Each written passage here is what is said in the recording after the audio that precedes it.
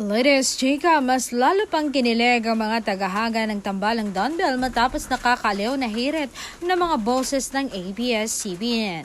Habang pinag-uusapan ang magandang samahan ni Donnie at Belle, pabirong sinabi ng kanilang boses na si Sir Carlo Katigbak at iba pa, ninong at ninang kami ha.